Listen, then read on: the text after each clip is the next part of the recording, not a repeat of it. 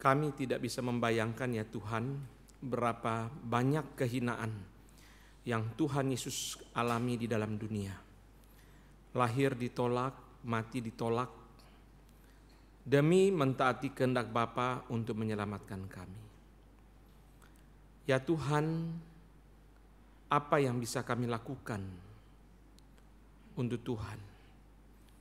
Tuhan juga tahu kami tidak mampu untuk hidup tanpa anugerah Tuhan.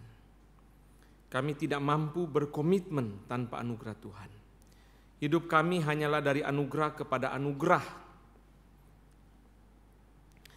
Karena itu kami perlu pertolongan Tuhan pada pagi hari ini untuk membukakan kepada kami mata rohani kami untuk memandang kepada Kristus. Dan kami ingin seperti yang Tuhan mau. Tolong kami Tuhan satu persatu. Kami percaya Roh Kudus tinggal di dalam diri kami satu persatu. Kiranya Roh Kudus bekerja di dalam hati kami, membuka hati kami dan membuka pikiran kami. Terima kasih Tuhan. Dalam nama Tuhan Yesus kami berdoa. Amin. Selamat pagi Bapak Ibu saudara sekalian.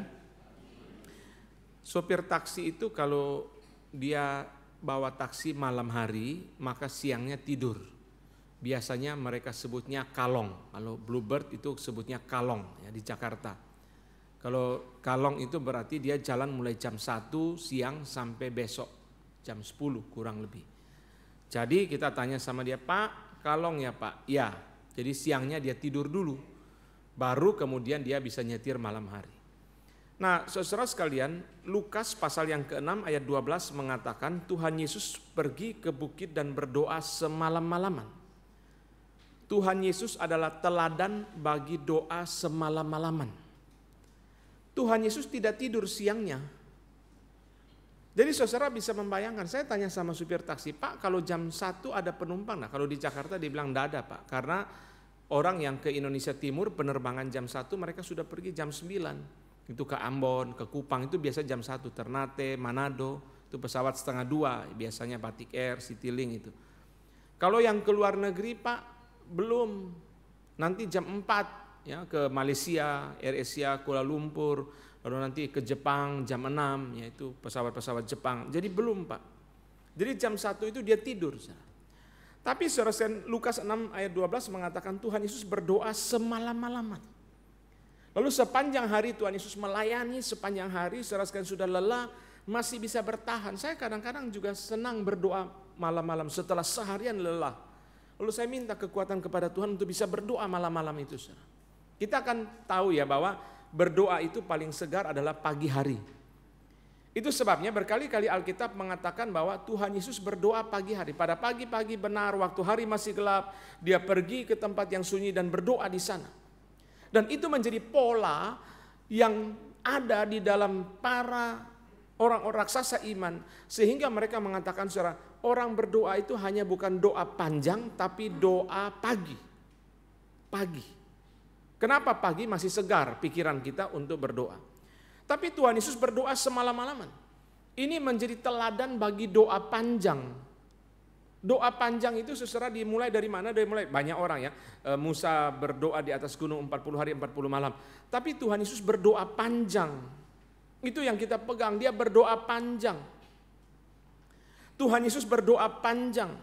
Dan saudara Lukas secara khusus mencatat doa Yesus. Kenapa Lukas begitu memperhatikan doa Yesus? Karena Lukas menulis Injil Lukas setelah mengikuti Paulus. Dan Lukas menyaksikan dengan mata kepala sendiri Rasul Paulus begitu banyak berdoa. Itu sebabnya Lukas memperhatikan doa Yesus. Matius tidak, Markus tidak, Yohanes tidak. Bukan berarti Tuhan Yesus tidak banyak berdoa. Tuhan Yesus banyak berdoa, tapi yang memperhatikan itu adalah Lukas. Kenapa? William Hendriksen mengatakan setelah selesai perjalanan dengan Paulus, Lukas adalah orang satu-satunya yang ada di sebelah Paulus waktu Paulus meninggal. Itu Lukas, di penggal kepala saudara. Itu Lukas yang hantar sampai akhir. 2 Timotius memberitahu kita. Dan Lukas melihat Paulus begitu banyak berdoa. Itu sebabnya waktu dia menulis Injil dia perhatikan doa Yesus. Nah Tuhan Yesus berdoa semalam-malaman saudara ya. Wah saya tidak bisa membayangkan dia bertahan terus sampai pagi. Seperti kemarin dalam seminar kebangunan saya katakan John Sung setelah khotbah 4 kali, 5 kali 1 hari, jam 10, 11 selesai, dia tidak tidur berlutut lagi sampai jam 3 pagi. Itu bagaimana saudara bisa bertahan ya? Berdoa saudara. Jadi besok Senin kita akan doa 3 jam, tidak ada khotbah, jadi saudara datang langsung doa saja. Kalau saudara mengatakan saya punya lutut kurang sehat, saudara datang saja, karena berdoa pertama berlutut kedua. Ya, kalau saudara sakit punggung tidak bisa berlutut, tetap datang ikut doa. Ikut doa, saudara. Doa panjang itu 4 poin. Pertama, teladan Yesus. Kedua, doa panjang itu menghabiskan banyak waktu bersama Tuhan. Menghabiskan banyak waktu bersama Tuhan. Kita kalau pergi rumah makan 3 jam biasa ya, ya kan? Biasa ya, makan dan ngobrol biasa ya. Saudara pernah bersama Tuhan 3 jam? Hah? Saudara nanti kalau saya khotbah panjang sedikit aja saudara lihat jam, betul ya? Ya kan? Ayo mengaku dosa bertobat ya. Nah, ya kan? Kalau nggak lihat jam lihat HP. Kemarin saya bilang di seminar, HP adalah alat pemberontakan dalam kebaktian.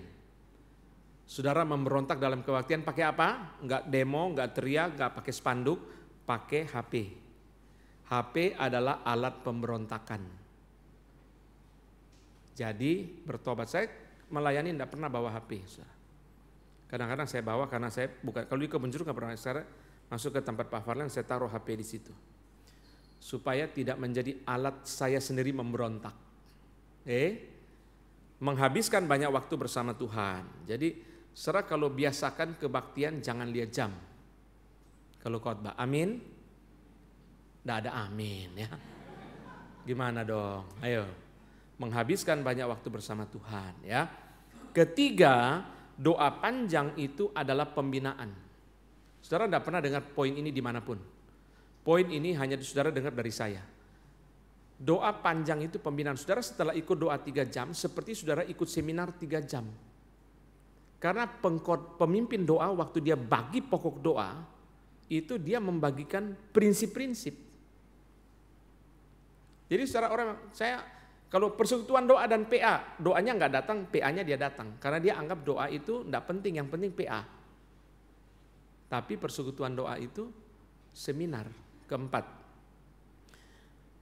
teman daripada Johnny Erickson Tada namanya Diana.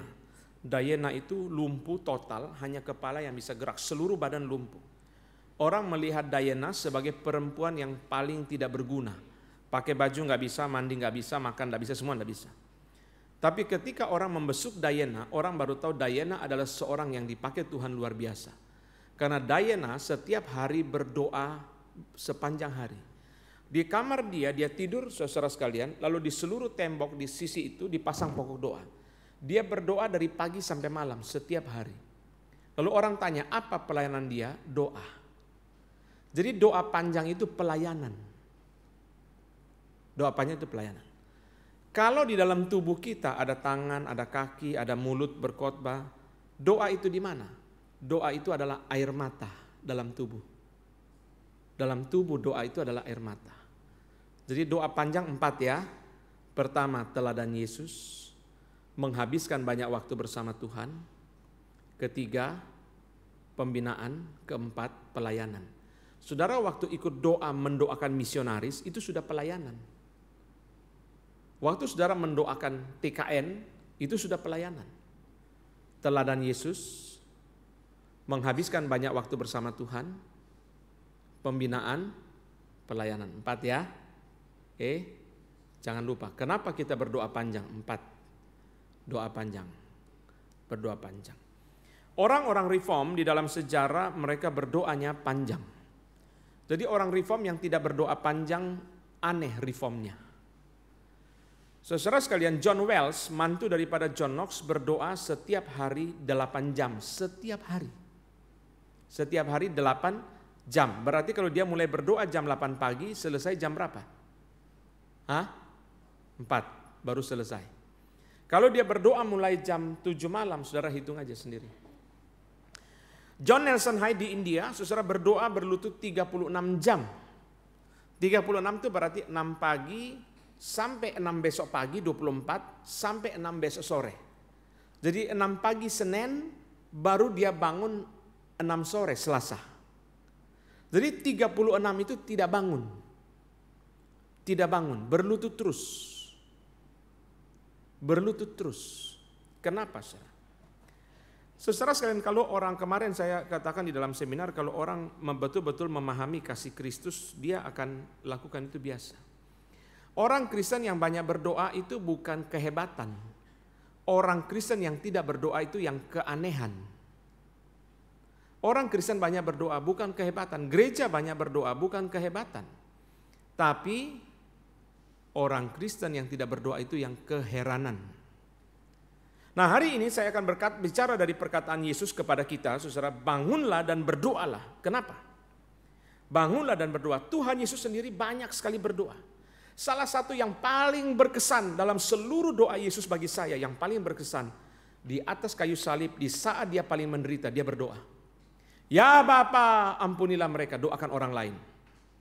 Ya Bapa, ke dalam tangan-Mu kuserahkan nyawaku. Saudara sekalian, di saat dia paling menderita, dia berdoa. Di atas kayu salib, saudara sekalian, dia berdoa. Saudara, banyak orang Kristen sewaktu menderita tidak berdoa. Heran.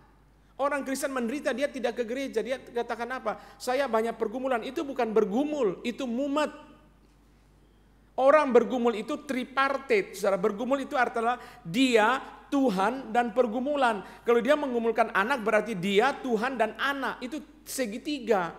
Jadi kalau dia bergumul, dia tidak berdoa, dia bergumul, dia tidak ke gereja, itu bukan bergumul, itu mumet dewe. Ya.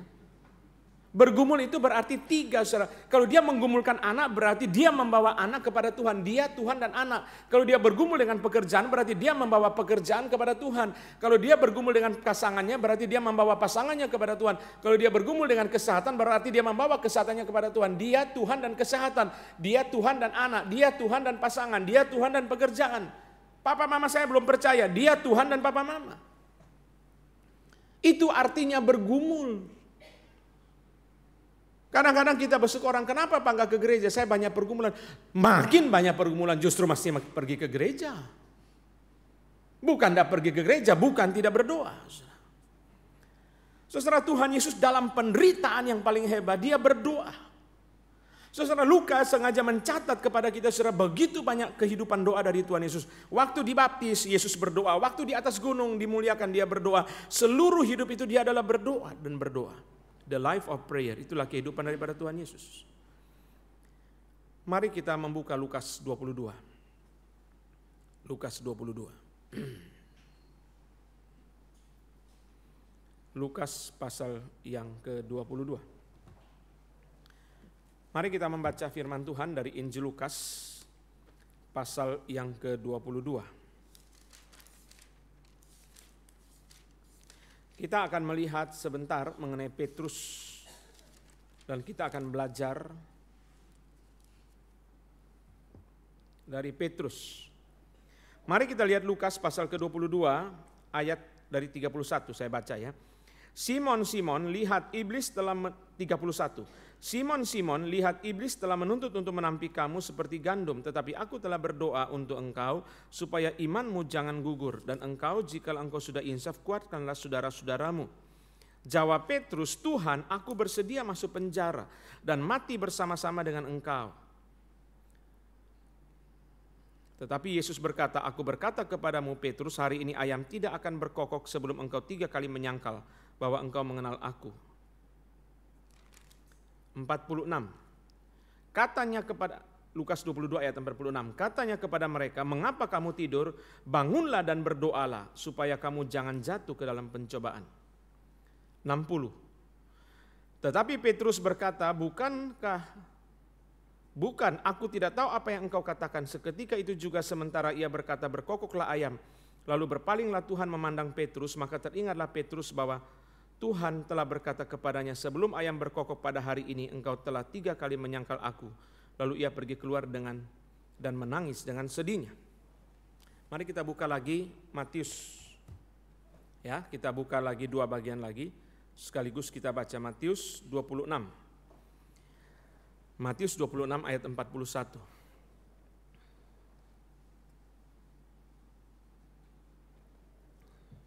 Matius 26. Setelah itu ia kembali kepada murid-muridnya dan mendapati mereka sedang tidur. Dan ia berkata kepada Petrus, tidakkah kamu sanggup berjaga-jaga 1 jam? dengan aku berjaga-jagalah dan berdoalah supaya kamu jangan jatuh ke dalam pencobaan. Roh memang penurut tetapi daging lemah. Terakhir 1 Petrus 5. Petrus ya. Tadi Petrus, sekarang Petrus ngomong apa? 1 Petrus 5. Ayat 8 dan 9. Sadarlah, ayat 8 dan 9. Sadarlah dan berjaga-jagalah. Bangunlah dan berjaga-jaga dan berdoa. Lawan musuh iblis berjalan keliling sama seperti singa yang mengaum-ngaum dan mencari orang yang dapat ditelannya. Lawanlah dia dengan iman yang teguh supaya kamu tahu bahwa semua saudaramu di seluruh dunia menanggung penderitaan yang sama. Roh itu penurut tetapi daging itu lemah. Bangunlah dan berdoalah karena roh itu penurut, daging lemah. Dan tambah satu lagi, iblis ganas. Bangunlah dan berdoalah sebab roh itu penurut tetapi daging lemah dan iblis ganas. Saudara sekalian, Petrus berkata kepada Yesus, aku bersedia masuk penjara dan mati bersama dengan engkau. Petrus, ini rohmu yang ngomong. Rohmu yang bilang bahwa kamu mau mati bersama Tuhan. Itu benar, itu tidak salah. Yang salah adalah kamu lupa dagingmu lemah.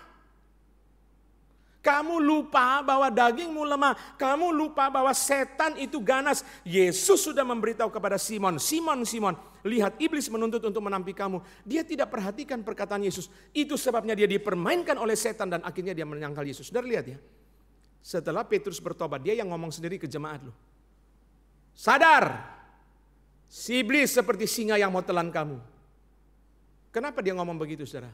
Seolah-olah Petrus katakan, jangan seperti saya. Dulu Yesus ingatkan saya tidak perhatikan. Akhirnya saya dipermainkan oleh setan. Kita lemah. Kita harus sadar bahwa kita itu lemah.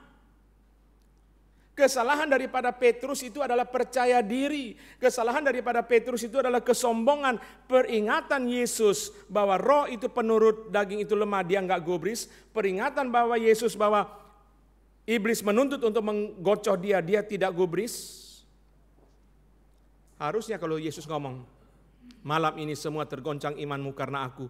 Kalau Petrus itu rendah hati, dia langsung berlutut di kaki Yesus dan berkata, Tuhan tolong saya lemah.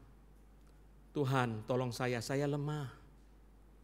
Kalau dia rendah hati, dia merendahkan diri dan berdoa. Saudara lihat, Yairus tersungkur di kaki Yesus. Kenapa Yairus tersungkur? Karena anaknya sakit. Kalau anaknya nggak sakit, dia mau tersungkur di kaki Yesus. Saya percaya Yairus tidak gampang tersungkur karena dia orang penting. Di Alkitab itu kalau orang ada namanya berarti dia orang penting.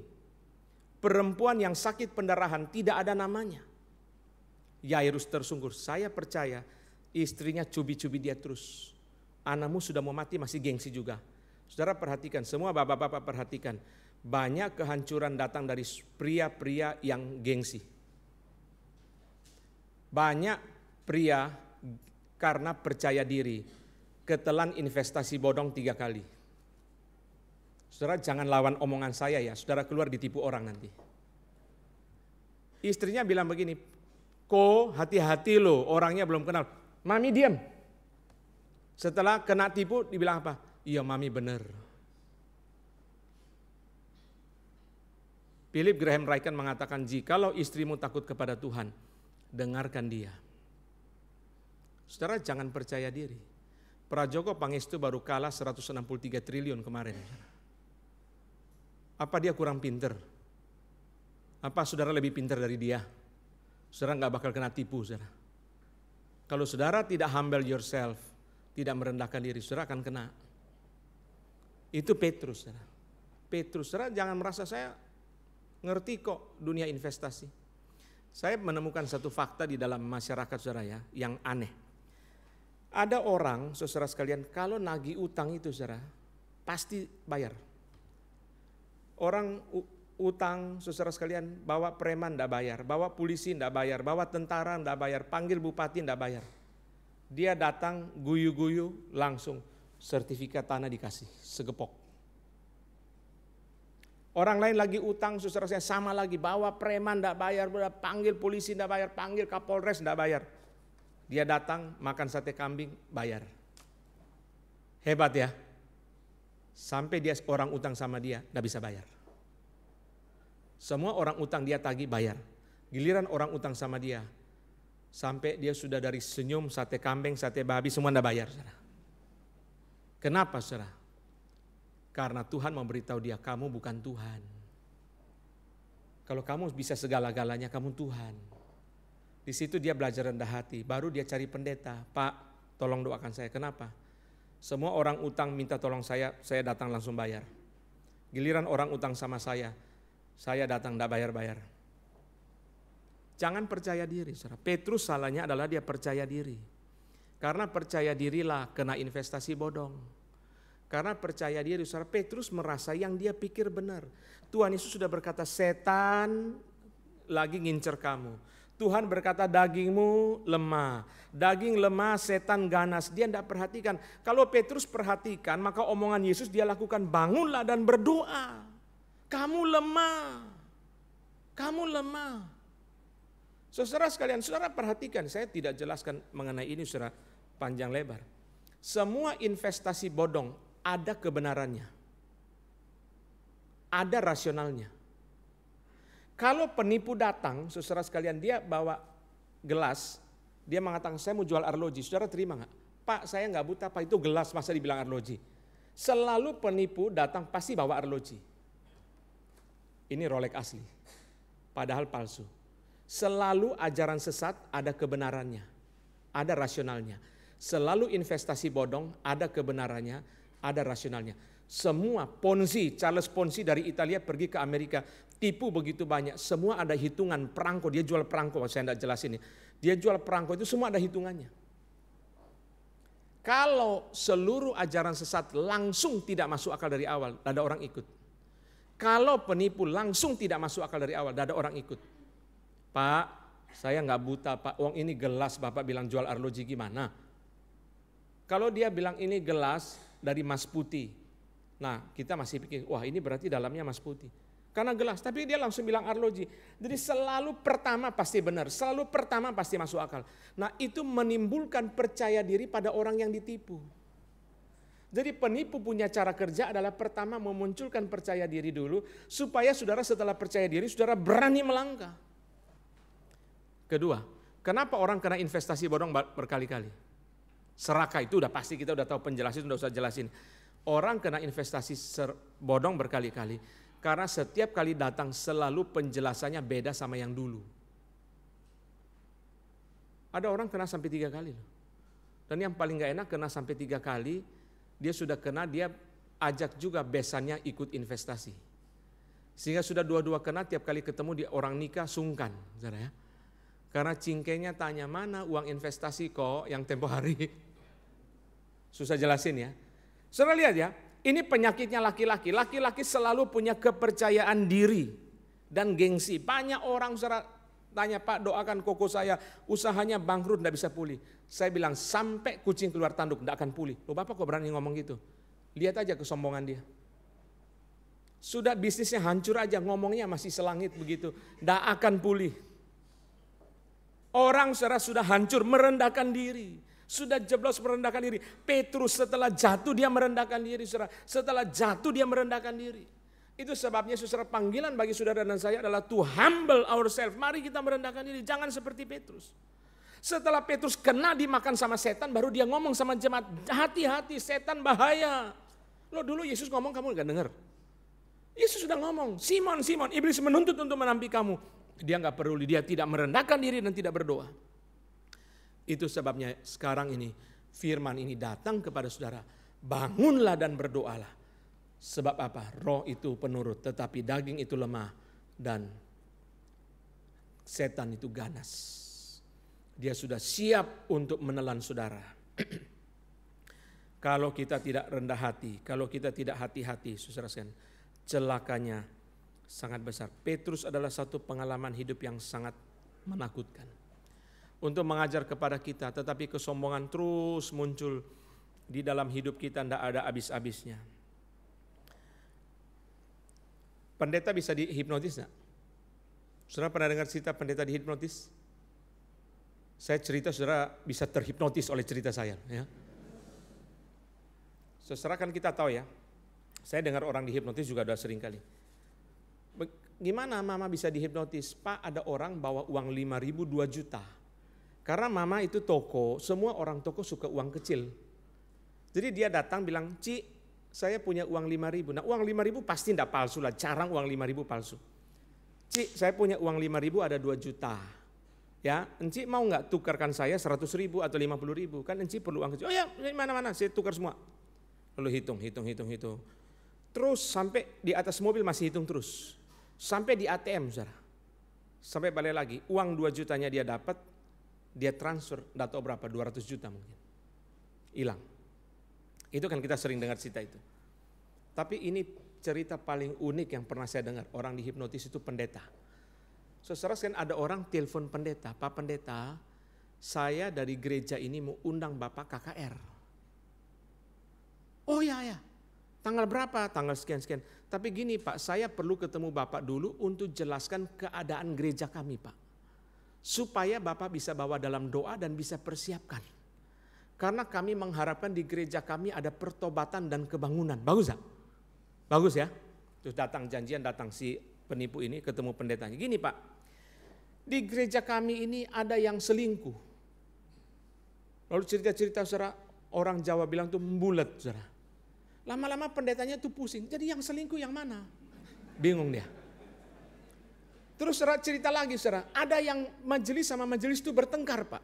Ini masalah yang paling serius Pak. Majelis-majelis ini ribut. Terus cerita bulat lagi saudara, pendetanya, jadi yang tengkar itu siapa sama siapa? Saudara bulat-bulat itu saudara sekalian sampai di ATM.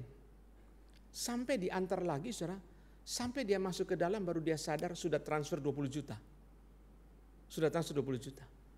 Tapi orang itu saudara ngomongnya rohani. Kami ingin ada pertobatan Pak, tolong. Pak, Bapak datang berkhotbah di gereja kami. Sejak saya dengar cerita itu, saudara, semua orang kalau WA saya minta KKR, saya hati-hati loh. Wah, ini KKR atau hipnotis ini? Pak, bisa KKR di gereja saya? Waduh.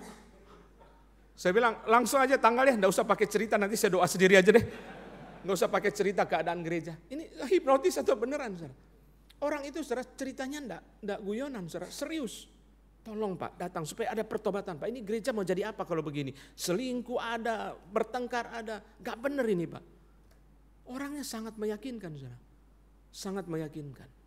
Di situ mengajar kepada kita bahwa kita lemah, pendeta pun lemah. Kita harus merendahkan diri kita untuk minta belas kasihan kepada Tuhan. Bangunlah dan berdoa. Kenapa? Betul roh itu penurut. Tapi daging lemah, setan ganas. Jangan sampai kita sudah dimakan setan, baru kita bilang seperti Petrus, hati-hati. Baik sih dia ingetin orang lain, tapi dia sendiri sudah kena. Ini pertama. Kedua, bangunlah dan berdoalah. Kenapa saudara? Karena Tuhan punya 2 kuasa. Pertama, Tuhan bisa memakai pengalaman hidup kita untuk menguduskan kita. Kedua, Tuhan bisa bekerja besar melalui kita. Bangunlah dan berdoalah sebab Tuhan bisa memakai pengalaman hidup kita untuk menguduskan kita. Bangunlah dan berdoalah sebab Tuhan bisa memakai kita untuk pekerjaan yang besar. Saudara, Louis Berkhof mengatakan satu kalimat yang sangat memberkati saya di dalam doktrin pengudusan. Dia ngomong begini saudara, pemeliharaan Tuhan baik yang baik maupun yang buruk seringkali merupakan sarana pengudusan yang ampuh. Sehubungan dengan pekerjaan Roh Kudus melalui firman, pemeliharaan itu bekerja pada perasaan alami kita dan dengan demikian seringkali memperdalam kesadaran kesan kebenaran agama dan memaksanya masuk ke dalam hati kita. Maksudnya begini, yang menguduskan kita itu firman, bukan pengalaman. Tapi Tuhan pakai pengalaman yang baik maupun yang tidak baik untuk memperdalam kesan kebenaran firman. Kesannya dalam dan memaksa kebenaran itu masuk ke dalam hati kita. Saudara sekalian, saya berkhotbah Yohanes 3:16 sudah sering. Tapi waktu punya anak saya gendong anak saya. Lalu saya hafal Yohanes 3:16. Karena begitu besar Allah mengasihi isi dunia ini. Sehingga dia memberikan anaknya yang tunggal. Tuhan, setelah ada anak baru saya mengerti. Memberi anak itu tidak gampang. Saya sudah berkhotbah Yohanes 3:16. Tapi punya anak ini beda. Pengalaman punya anak memperdalam kesan kebenaran Yohanes 3:16 dan memasukkan kebenaran itu dalam hati saya. Saudara jelas ya? Sebelum punya anak, Yohanes 3:16 kita sudah ngerti. Tapi pengalaman punya anak memperdalam kesan. Yohanes 3:16, kebenaran itu menjadi sangat berkesan dan memasukkan ke dalam hati saya kebenaran itu. Yohanes 3:16, karena begitu besar kasih Allah akan dunia ini. Suatu kali saya di Bandara Amsterdam, saudara, ada bola bumi besar. Saudara, waktu lihat bola bumi itu, saudara, Tuhan ingatkan saya Yohanes 3:16. Iya ya, pengalaman melihat bola bumi membuat Yohanes 3:16 itu begitu berkesan. Allah mencintai seluruh dunia. Kamu hanya mencintai Surabaya, kamu hanya mencintai Kertajaya, kamu hanya mencintai pekerjaanmu, hanya mencintai keluargamu. Tapi Tuhan mencintai seluruh dunia. Siapa yang mendoakan Kazakhstan, siapa yang mendoakan Afghanistan, siapa yang mendoakan negara-negara di Afrika, siapa yang mengasihi mereka. Saudara, firman itu menggerakkan saya melalui pengalaman hidup yang dipimpin providensi, pemeliharaan Tuhan, pengaturan Tuhan, providensi Tuhan melalui saya melihat bola bumi itu. Kesan kebenaran itu makin mendalam dan masuk ke dalam hati saya. Ini pengalaman positif. Pengalaman negatif banyak. Kita belajar menjadi lebih rendah hati. Kita belajar menjadi bergantung sama Tuhan. Seperti orang yang tagih utang tadi, melalui pengalaman orang utang sama dia tidak bisa bayar. Dia belajar untuk bergantung kepada Tuhan. Dia bilang, Pak, saya di mana-mana tagih utang orang pasti bayar. Giliran orang utang sama saya, tarsok, tidak bisa bayar. Saya baru sadar bahwa saya bukan Tuhan. Iya Pak, Bapak harus rendah hati. Pemeliharaan Tuhan, pengaturan Tuhan, providensi Tuhan melalui hal-hal yang baik atau melalui hal-hal yang kurang baik bisa dipakai Tuhan untuk membawa pertumbuhan rohani kita, membawa pengudusan kita. Kenapa? Memperdalam kesan kebenaran itu dan memaksa kebenaran itu masuk ke dalam hati kita. Setelah kita ngalami, baru kita ngerti. Dulu di Belanda, saya tinggal 52 minggu selama studi. Salah satu ayat yang paling saya suka kalau di Belanda itu Mazmur 32. Berbahagialah orang yang pelanggarannya tidak diperhitungkan Tuhan. Kenapa saudara? Itu di negara luar negeri, kalau kita ke luar negeri, selalu kita pikirannya hitung kurs terus, betul gak? Ya. Makan berapa nih? Saya potong rambut sekali saudara, 225.000, waktu itu 15.000 1 euro. Saya potong rambut, saya video call sama istri saya. Jelek banget. Berapa itu potong rambut? 225.000. Tapi kok jelek banget? Kamu tahu nggak yang ngantri tadi berapa? Saya orang ke-6. Semua ngantri untuk jelek kayak saya. Saya ketemu jemaat Kebun Jeruk, anak muda kuliah di Belanda. Saya lihat anak laki rambutnya kok bagus banget. Saya bilang, kamu potong di mana? Bagus banget. Saya tempo hari Pak seperti Bapak potong yang 15 euro. Papa saya bilang jelek, jadi saya sekarang potong yang 900.000 sekali potong. Wah, itu pecel berapa piring itu? Saudara, melalui pengalaman itu saya belajar apa? Firman kebenaran Mazmur 32 berkesan di dalam hati saya dan masuk ke dalam hati saya. Kenapa saudara? Setiap kesalahan diperhitungkan Tuhan. Saya bawa sampo dari Jakarta, harga berapa puluh ribu kan sampo. Lalu suatu kali saya pergi pelayanan ke Jerman, tidak bawa bagasi, bawa kabin saudara. Samponya saya bawa botol gede, saya lupa. Akhirnya saudara sampai di security disita sama dia. Sampai Jerman saya beli lagi sampo 200.000 lebih, 10 kali lipat. Langsung Mazmur 32 muncul lagi. Berbahagialah orang yang pelanggarannya tidak diperhitungkan Tuhan. Karena setiap kali kamu bikin pelanggaran selalu diperhitungkan. Ada teman pendeta dari Jakarta datang, ketemu teman istrinya di Belanda. Aduh, saya rasa enggak enak betul ya. Masa tinggalin mereka berdua. Ini sih teman istrinya sebenarnya ditinggal juga nggak apa-apa. Karena sudah kenal kok. Jadi teman istrinya perempuan di Belanda sama bapak ini pendeta ini. Jadi saya pikir nggak enak, saya temani deh. Temanilah sampai pergi kan nggak enak juga lah. Nanti mereka ngomong berdua di situ. Ntar di foto orang jadi nggak enak. Saya temani. Dia bilang gini, ada Starbucks nggak di sini? Ada tempat minum kopi nggak? Kita masuk emang Coffee Bean atau Starbucks? Ya masuk aja. Nah itu di stasiun kereta api, saudara, Starbucksnya ada di dalam.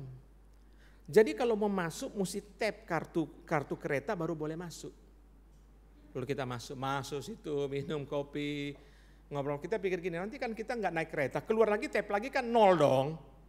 Saya masuk, keluar lagi, tap lagi, pulang. Sudah beres semua pulang. Saya naik kereta ke kos saya, saudara. Sampai di kos saya tap kok tinggal 4 euro. Saya baru top up tadi pagi 20. Kok tinggal 4? Saya langsung telepon pendeta Jack. Yang juga dia dulu tinggal di Belanda. Pak Jack, ini kenapa tinggal 4? Bapak sebelumnya kemana? Saya tadi masuk stasiun minum-minum kopi sama teman pendeta ini. Lebih sejam. Oh, Bapak kalau masuk situ lebih 20 menit, dia langsung cas jarak terjauh. Berbahagialah orang yang pelanggarannya tidak diperhitungkan Tuhan. Karena kamu di sini, setiap pelanggaran kamu diperhitungkan.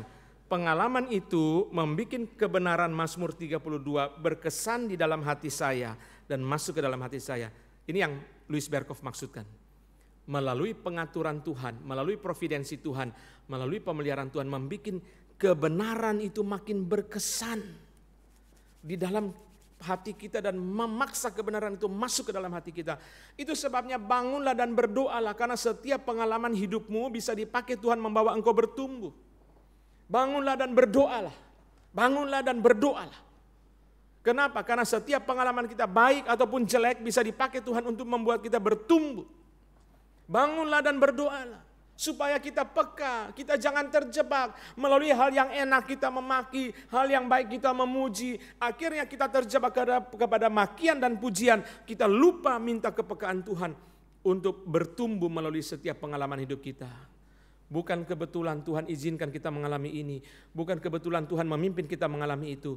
Karena Berkhof mengatakan melalui pengaturan Tuhan, kesan kebenaran itu makin mendalam dan memaksanya masuk ke dalam hati kita. Akhirnya kita tidak bisa lupa seumur hidup kita. Karena kebenaran itu masuk ke dalam hati kita selama-lamanya melalui pengalaman hidup kita.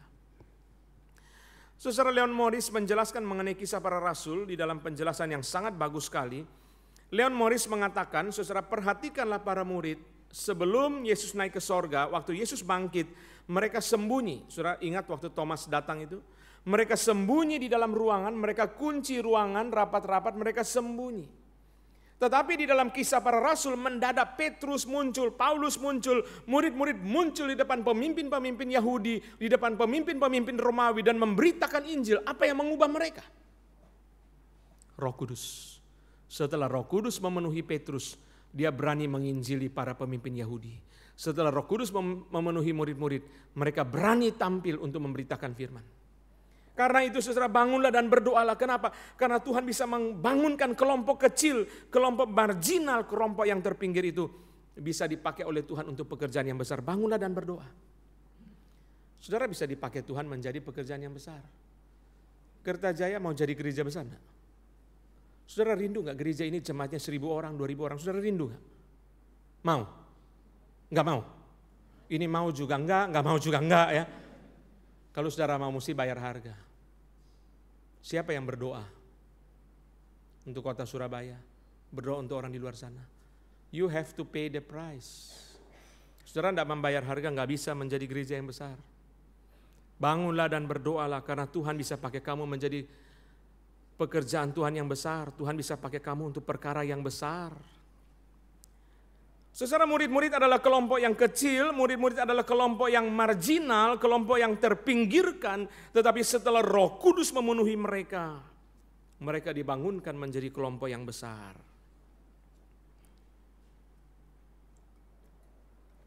Itu sebabnya mari kita berdoa terus. Roh Kudus bisa memakai orang itu, yang sederhana itu, untuk menjadi pemenang jiwa. Saya pernah ketemu satu pasang di pusat. Pak, dulu sebelum ke GRI gereja mana? Oh, kami Buddha. Oh ya? Terus kok bisa ke gereja? Ada satu orang GRI, itu kami dulu ada toko jual fotokopi lah, apa daerah perkantoran gitu, fotokopi. Biasa fotokopi itu pasangannya teh botol kayak gitu-gitu. Jadi ada satu engkau kerja di situ, tiap kali dia setelah makan siang selalu mampir ke toko minum teh botol sambil ngobrol-ngobrol. Dia yang membimbing kami kepada Yesus. Indah ya, bukan pendeta loh, bukan pendeta. Jadi saudara, setelah makan siang jam 12, mungkin selesai jam setengah 1 lewat 10, dia tuh sebelum masuk kantor dia mampir duduk situ di tempat fotokopi. Kalau nggak ada orang fotokopi ngomong-ngomong sama engkoknya, sama enciknya. Ci, hidup apa artinya? Kita kalau banyak uang akhirnya meninggal juga. Ngomong-ngomong sampai dibimbing sampai percaya Yesus. Dari Buddha sampai percaya Yesus. Yang bimbing itu saudara bukan pendeta. Bukan. Tapi orang awam biasa. Saya dengar kesaksian seperti ini banyak. Setiap kali saya ketemu orang saya selalu tanya bagaimana bisa jadi Kristen. Bagaimana bisa jadi reform. Yang teraneh di dalam hidup saya ada satu cerita paling aneh. Dia menjadi orang Kristen karena orang gila. Aneh ya? Loh bagaimana ceritanya? Dia bilang, Pak, anak-anak itu lempar orang gila. Marahnya orang gila, tapi bukan anak-anak yang dikejar, saya yang dikejar. Lalu orang gila waktu kejar saya ngomong begini, ke gereja, ke gereja, ke gereja. Lalu setelah dia lari, saudara sekalian, dia lari masuk ke gereja. Jadi ada gereja, saudara, itu hari biasa, dia langsung masuk. Ke situ dia tutup pagarnya, saudara. Orang gilanya bawa balok. Ke gereja, ke gereja, ke gereja. Dia masuk, saudara, dia tutup pintu. Lalu kemudian saudara-saudara di pendeta yang tinggal di gereja keluar. Kenapa Pak? Kenapa Pak? Kenapa Pak? Saudara dikasih air minum, duduk, saudara. Pendeta injili dia. Sampai dia jadi orang Kristen. Jadi kalau saudara tidak mau menginjili, Tuhan pakai orang gila, saudara. Karena orang waras tidak mau taat sama firman. Ya. Saudara lihat. Saudara, ada banyak cara bagaimana Tuhan memakai orang itu menjadi orang besar. Saudara sekalian, dia pakai oleh Tuhan dalam pekerjaan Tuhan, dalam penginjilan saudara. Itu sebabnya tugas saudara dan saya adalah bangun dan berdoa. Karena setiap pengalaman bisa dipakai Tuhan membawa pertumbuhan. Setiap kita bisa dipakai Tuhan untuk perkara besar. Bangunlah dan berdoalah karena setiap pengalaman bisa dipakai Tuhan mempertumbuhkan kita. Setiap kita bisa dipakai Tuhan untuk perkara yang besar. Ini bagian kedua. Bagian yang terakhir, bagian ketiga. Bangunlah dan berdoalah karena tidak ada yang mustahil bagi Tuhan. Yeremia berkata, sesungguhnya engkau yang telah menjadikan langit dan bumi dengan kekuatanmu yang besar. Tiada suatu apapun yang mustahil untukmu. Yeremia berkata, sesungguhnya engkau yang telah menjadikan langit dan bumi dengan kekuatanmu yang besar. Tidak ada suatu apapun yang mustahil untukmu. Sesungguhnya engkau yang menjadikan langit dan bumi dengan kekuatanmu yang besar. Tidak ada apapun yang mustahil bagimu. Lalu Tuhan menjawab Yeremia, sesungguhnya akulah Tuhan, Allah segala makhluk. Adakah sesuatu apapun yang mustahil untukku? Tidak ada. Sarah, Elizabeth, semua mandul hari tua melahirkan anak. Lalu mereka berkata, tidak ada yang mustahil bagi Tuhan. Bangunlah dan berdoa, sebab tidak ada yang mustahil bagi Tuhan. Bangunlah dan berdoa, sebab tidak ada yang mustahil bagi Tuhan. Bangunlah dan berdoa, sebab tidak ada yang mustahil bagi Tuhan. Bangunlah dan berdoa, sebab tidak ada yang mustahil bagi Tuhan. 7 poin. Dengar baik-baik ini, 7 poin. 7 poin. Pertama, saudara, Allah berkuasa mengubah orang yang mustahil diubah. Allah, tidak ada yang mustahil bagi Allah. Pertama, Allah berkuasa mengubah orang yang mustahil diubah. Bangunlah dan berdoalah. Setiap kali saudara putus asa kepada anak, ingat Paulus dulu seorang teroris, menjadi seorang pendeta. Berapa bulan lalu saya undang Penatua John dan istrinya bersaksi. Anaknya ateis kelas berat, akhirnya percaya Tuhan. Waktu anaknya ateis, Patong bilang sama kita pendeta-pendeta, 10 pendeta menghadap anak itu, dia gulung semua. Anaknya sudah percaya Tuhan. Allah berkuasa mengubah orang yang mustahil. Bangunlah dan berdoa. Pertanyaannya, saudara pernah doakan anak saudara enggak?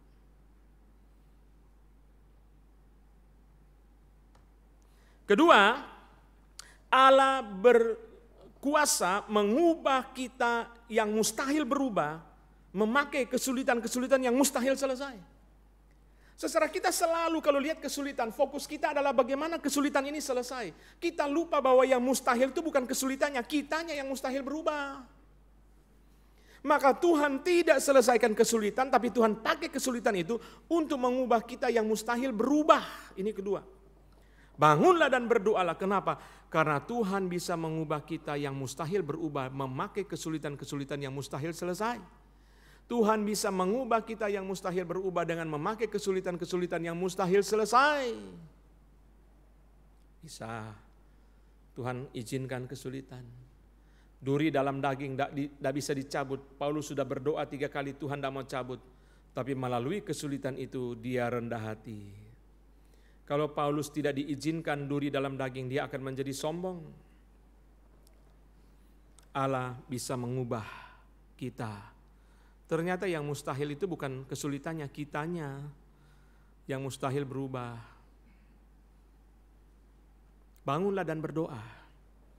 Karena Allah bisa mengubah kita, bisa mengubah orang yang mustahil berubah dengan memakai kesulitan-kesulitan yang mustahil bisa selesai. Ketiga, Allah memberi kekuatan kepada kita untuk menanggung kesulitan yang mustahil bisa ditanggung.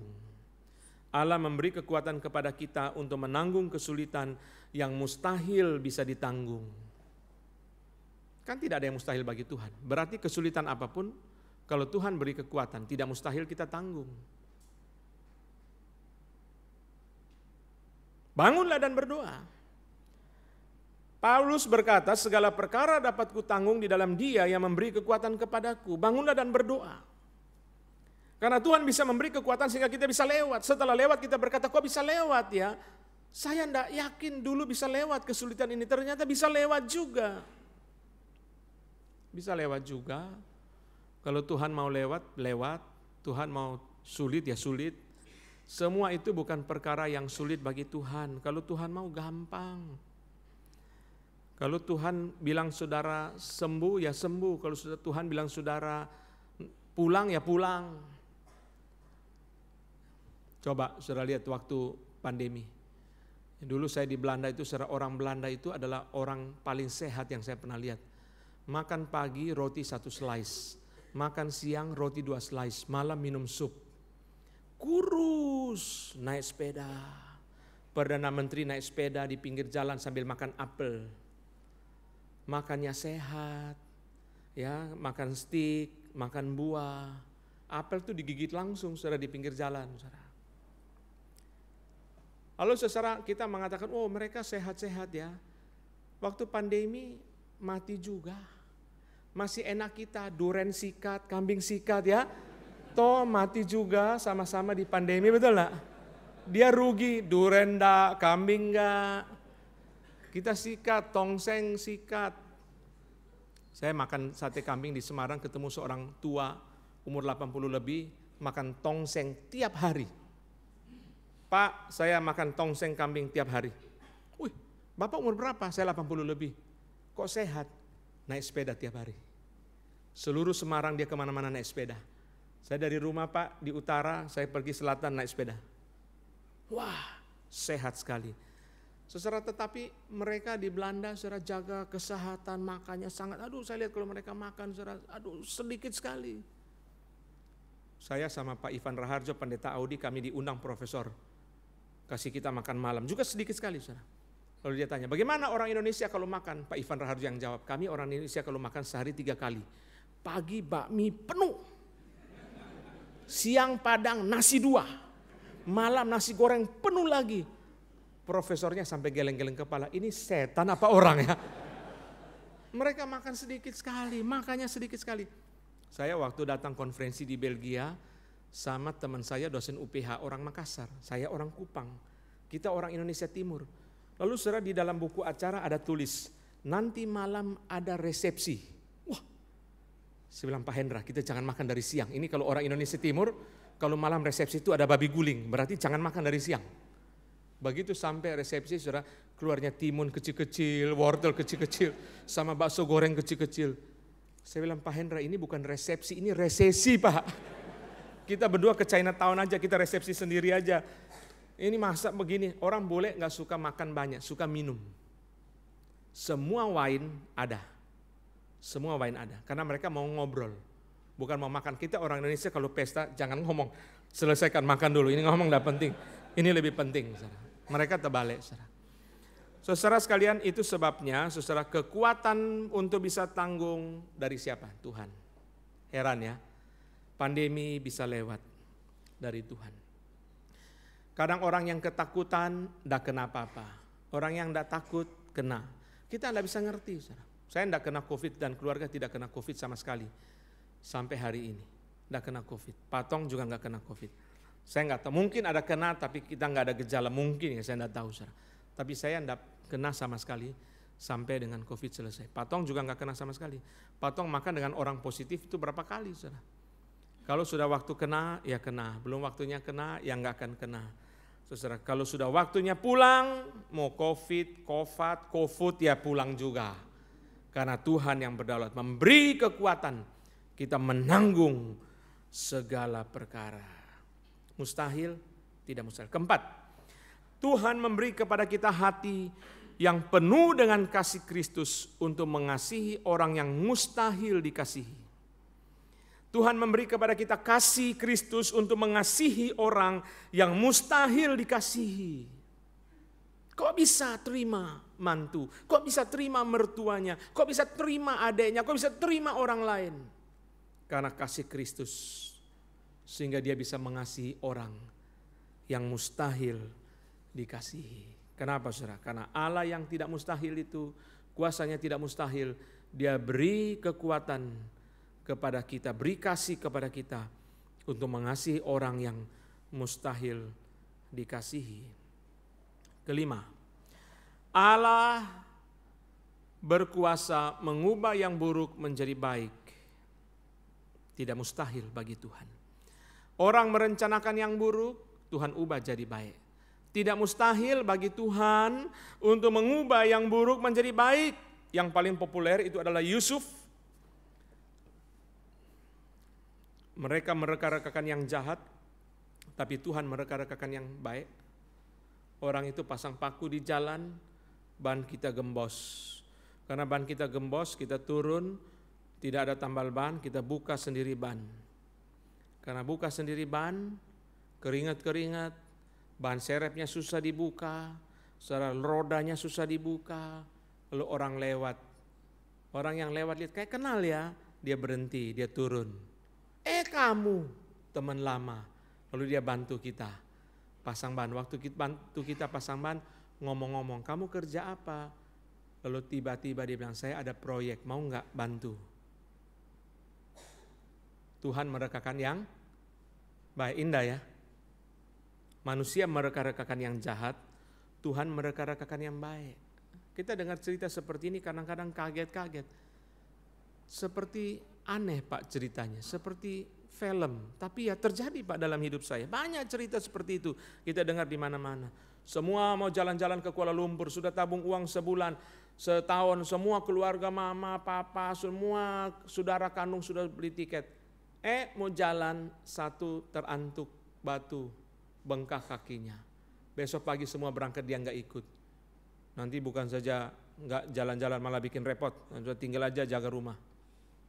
Tapi orang Jepang itu datang bawa proyek, ya ketemunya dia. Karena dia nggak pergi. Mulai hari itu dia bersyukur untuk kerikil yang bikin kaki bengkak. Ya kan, hilang Kuala Lumpur dapat orang Jepang. Tuhan bisa mengubah yang buruk itu menjadi baik, saudara. Itu mengajar kita untuk berpengharapan. Kadang-kadang saudara, yang baik itu datang bukan dalam versi saudara. Saudara tidak boleh mengatur Tuhan harus begitu, enggak. Saudara tagih utang, tidak bayar, tagih utang, tidak bayar. Tuhan, saya perlu uang, Tuhan. Kok saya tagih nggak bayar, Tuhan tolong, Tuhan saya perlu uang. Karena pikiran kita, uang itu hanya datang melalui kita menagih utang, ini hak saya. Tapi Tuhan memberi kepada kita jalan keluar bukan melalui kita tagih utang, melalui orang membeli barang. Tapi kita nggak fokus, kita fokusnya kepada tagih utang. Tuhan, enggak, saya nggak kasih kamu orang itu, enggak. Kenapa saudara? Karena Tuhan simpan utang itu untuk saat yang lebih perlu. Kita orang bodoh ini ngotot. Orang beli barang, sekarang orang beli barang dulu. Nanti masa pasar susah, itu orang bayar utang. Itu sebabnya doa saya yang saya ajar kepada jemaat Kebon Jeruk adalah, Tuhan bimbinglah hambamu yang bodoh ini supaya jangan salah jalan. Saudara harus doa begitu. Ingat ya, poin pertama tadi, jangan percaya diri. Jangan percaya diri. BlackBerry bangkrut. Saudara tanya, apa CEO-nya orang bego-bego? BlackBerry bisa hilang. Apa situ orang bego semua? Mereka orang pintar enggak? Kenapa bisa hilang? Mengajar kepada kita jangan percaya diri. Apa BlackBerry itu orang bego semua di situ? Bisa hilang. Mana ada BlackBerry sekarang? Dulu setiap orang pakai BlackBerry kan? Mana BlackBerry? Hilang. Karena percaya diri. Karena saya jelasin ini panjang lebar ya. Kenapa BlackBerry hilang? Karena BlackBerry punya CEO percaya Apple tidak mungkin sukses sebab manusia tidak suka pencet tombol di layar. Manusia suka pencet tombol biji jagung. Ternyata kepercayaan itu benar apa salah? Kedua, dia percaya manusia tidak suka banyak apps. Maka BlackBerry tidak banyak apps. Ternyata iPhone dulu ya, banyak apps bisa. Ternyata sekarang orang suka banyak apps apa sedikit apps. Bosnya BlackBerry percaya diri. Saya kalau cerita banyak, saudara. Semua itu ada percaya dirinya. Kenapa dia bank-bank itu jatuh? Kenapa Silvergate jatuh? Kenapa Bank Swiss jatuh? Saudara pernah dengar Bank Swiss bangkrut? Semua orang taruh uang di Swiss. Bank Swiss bangkrut, Bank Arab bayar bantu dia. Atau DB bantu. Saudara, semua berangkatnya sama, percaya diri. Kita merasa percaya diri. Apa kita lebih pintar dari orang-orang BlackBerry itu, saudara, sampai BlackBerry hilang? Hilang. Itu mengajar kepada kita, you have to humble yourself. Maka doa saya selalu, Tuhan saya ini orang bodoh Tuhan. Tolong bimbing, supaya jangan salah. Semua yang dilakukan tidak salah. Semua yang langka tidak salah. Karena Tuhan bimbing. Kalau kita tidak merendahkan diri, saudara, Tuhan bilang, oke, kamu percaya diri, monggo silakan jalan ya. Kepentok saya tidak bantu. Sudah dicia orang 5M. Hanya untuk kepercayaan diri kita harus bayar 5 miliar. Mahal enggak? Untuk kepercayaan diri kita disiplin sama Tuhan harus bayar 5 miliar. Itu pendidikan mahal sekali. Tapi seringkali Tuhan harus begitu. Anak muda, saudara lihat ya, paling banyak ketipu itu saudara anak muda. Kenapa saudara? Karena percaya diri. Percaya diri. Banyak macam saudara. Banyak macam. Nggak habis-habis kalau kita bicara saudara. Selalu nekat, selalu percaya diri. Dikasih tahu orang tua, mama orang zaman dulu nggak ngerti, zaman sekarang lain. Mamanya bilang, tapi penipu tetap sama. Mama diem, jangan cerewet. Nah, ya. Nanti sudah ketipu dia kangen cerewetnya mama, betul nggak? Ternyata cerewet itu perlu juga. Keenam, Allah berkuasa membuka jalan yang tampaknya mustahil. Bangunlah dan berdoalah. Kenapa? Allah berkuasa membuka jalan yang tampaknya mustahil. Kok mustahil? Kok bisa? Bisa. Kalau Tuhan mau, bisa. Mustahil, bisa. Seperti orang karismatik ya. Orang karismatik kan gitu ya. Dahsyat, ajaib, apalagi saudara. Saudara saya bukan, beda. Orang karismatik itu semua pikirnya diri dia. Dia nggak pikir orang lain. Kita enggak. Kita pikir Tuhan, pikir pekerjaan Tuhan. Saya suatu pagi ke kebun jeruk, saya doa gini sama Tuhan, Tuhan, saya setiap hari penginjilan, tapi pagi ini belum penginjilan. Tuhan, saya setiap hari penginjilan. Pagi ini belum penginjilan, Tuhan, tolong saya bisa penginjilan. Saya ngomong doa sama Tuhan belum selesai di mobil, saudara. Bel masuk di HP saya. Karena HP saya nyambung ke audio mobil, saya pencet di layar mobil itu. Selamat siang Pak, selamat pagi Pak, dengan Pak Antonius. Oh ya Mbak, ya saya dari bank ini mau tawarin KTA. Mbak gini aja Mbak ya, saya langsung aja, saya enggak KTA, enggak asuransi, enggak beli mobil ya, enggak kartu kredit, enggak. Gitu. Saya ngomong sama dia baik-baik, tapi saya ada kabar baik. Oh ya apa itu Pak? Hanya 2 yang gratis di dunia ini, apa itu Pak? 1, oksigen. Kedua, percaya Yesus masuk surga gratis. Lalu saya jelaskan dia 2-3 ayat, saya tanya dia mau percaya Yesus? Tampak mustahil ya, saya doa Tuhan buka jalan. Yang lebih mustahil lagi. Waktu saya kuliah di UI, teman-teman saya di jurusan-jurusan lain itu semua orang muslim. Sejarah, orang jurusan sastra, perpustakaan. Saya filsafat waktu itu. Setelah saya doa sama Tuhan, Tuhan saya mau menginjili teman-teman saya, ini bagaimana caranya? Lalu saudara, di UI itu ada namanya conference room. Conference room itu seperti ruang sidang DPR itu. Setiap meja bisa ada mic, bisa pencet, bisa ngomong pakai mic. Nah, mata kuliah gabungan biasanya jumlahnya banyak, jadi dimasukkan ke dalam conference room. Saudara, kita masuk ke conference room, hari itu mata kuliahnya teori kebudayaan, profesornya seorang ibu, orang muslim, profesor ahli sastra Prancis. Dia yang mengajar. Saudara sekalian, dia hari itu mengajar tema teori simbol. Dia bagi diktat itu, saudara, dia bagi. Diktat itu saya lihat sendiri, diktat itu dia bagi, saudara, ke setiap mahasiswa. Saudara, hari ini kita anak-anak kita akan belajar teori simbol gini. Di dalam diktat itu ada tulisannya, saudara. Ada tulisan begini. Salah satu simbol yang paling terkenal adalah perjamuan kudus dalam agama Kristen. Lalu saudara, sampai di bahan itu dia tanya gini sama mahasiswa. Ada mahasiswa Kristen yang bisa bantu jelaskan ini? Saya langsung angkat tangan. Langsung pencet mic. Saya jelaskan, perjamuan kudus itu apa? 5 menit, saudara. Jelaskan semua, langsung penginjilan ke seluruh kelas. Hanya kurang satu, kurang calling. Kalau enggak jadi KKR regional, saudara ya. Wah, saya sering minta sama Tuhan, Tuhan beri saya kesempatan menginjili. Banyak sekali jawaban doa. Jawaban doa itu bukan orang karismatik punya, orang karismatik itu pikir buat diri dia. Kita pikir untuk Tuhan, untuk orang lain. Saudara minta, Tuhan kasih. Istri saya bilang, Mbak tugas mama ya, injili. Suatu pagi saudara tetangganya meninggal, dia datang saudara, dia bilang sama istri saya, Ci, tetangga saya meninggal mendadak, Ci, saya kok jadi takut kematian. Istri saya injili dia. Saudara minta, saudara, Tuhan berkuasa membuka jalan yang tampaknya mustahil. Saudara, banyak saudara dengar khotbah-khotbah saya di Kebun Jeruk, seri Allah Berdaulat itu, saudara.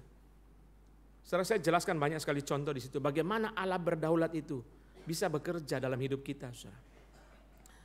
Allah berkuasa membuka jalan yang tampaknya mustahil. Yang ketujuh, saudara sekalian, Tuhan memberikan jawaban doa yang tampaknya mustahil.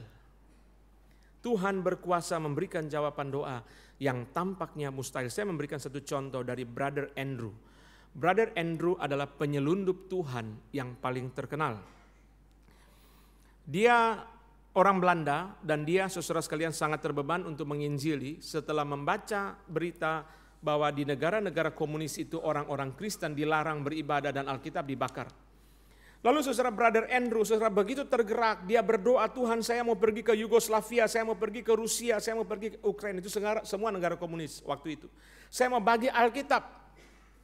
Saudara, waktu dia berdoa begitu, saudara, tetangga dia bilang sama dia, kami punya mobil VW kodok, tidak pakai, mau nggak kamu bawa mobil ini? Tetangga yang sebelah lagi bilang, kami punya Alkitab bahasa Rusia dikasih orang, kita tidak bisa baca bahasa Rusia. Kami punya Alkitab bahasa Ukraina, mau nggak kamu bawa semua? Semua diserahkan kepada dia. Saudara, dia bawa Alkitab, bagasi belakang penuh, kursi belakang penuh, bagasi belakang penuh. Masuk ke negara-negara komunis yang semuanya anti Kristen, semuanya bakar Alkitab, semuanya tangkap pendeta. Saudara tahu apa yang terjadi? Setiap kali di perbatasan dia doa begini, Tuhan, di dalam dunia orang buta engkau bikin jadi melihat. Sekarang saya berdoa supaya petugas yang punya mata ini jangan melihat. Di perbatasan 8 petugas 4 jam periksa mobil dia, tidak ketemu Alkitab satupun. Padahal di kursi belakang isinya Alkitab semua. Di bagasi isinya Alkitab. 4 jam. Kalau periksa 4 menit, satu orang mungkin dia nggak perhatikan. 4 jam petugas seluruh mobil diinspeksi. 8 orang petugas tidak ketemu Alkitabnya. Kok bisa ya? Allah berkuasa memberikan jawaban doa yang mustahil. Bangunlah dan berdoa. Tahun 81 dia menyelundupkan Alkitab. Majalah Time mengatakan itu penyelundupan Alkitab terbesar sepanjang masa. 1 juta Alkitab diselundupkan ke China. 1 juta itu banyak apa enggak, saudara? Sangat banyak. Kok bisa petugas komunis di China enggak bisa lihat? 1 juta, saudara, dibikin tarpal, saudara, besarnya kayak piano gini, saudara, tarpal, ditutup, dibungkus tarpal. Turunkan di laut, saudara, didorong masuk orang. 1 juta Alkitab, saudara. Majalah Time mengatakan penyelundupan terbesar yang pernah terjadi. Tuhan bisa memberi jawaban doa yang mustahil. Kenapa? Karena tidak ada yang mustahil bagi Tuhan. Bangunlah dan berdoa.